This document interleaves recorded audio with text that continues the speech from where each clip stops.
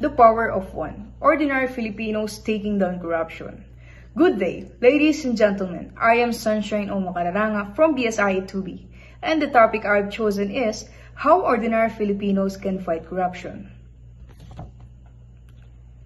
Upon perceiving the word corruption, we often think about politicians, scandals, and billion-peso controversies. But the truth is, corruption survives not only because of those in power, but also because of ordinary citizens sometimes allow a small act of dishonesty to continue. Madalas natin marinig ang linyang, wala naman tayong magagawa, ganyan na kasi talaga ang sistema eh. But this mindset is exactly why corruption survives. First, ordinary Filipinos can fight corruption by rejecting small corrupt acts.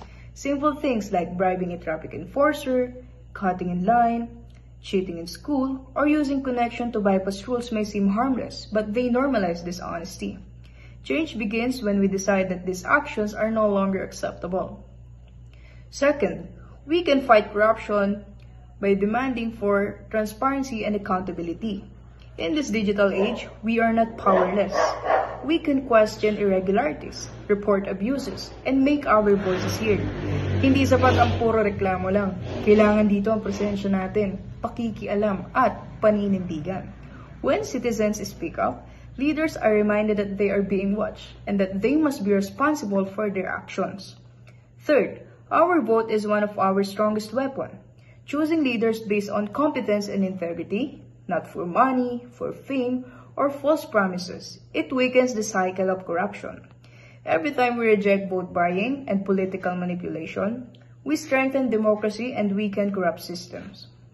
Fourth, we must promote honesty within ourselves and within our communities. Integrity is contagious. When one person chooses to do the right thing, whether a student, a parent, or a worker, it inspires others to follow. Fighting corruption is not about being perfect. It is about being consistent in choosing what is right.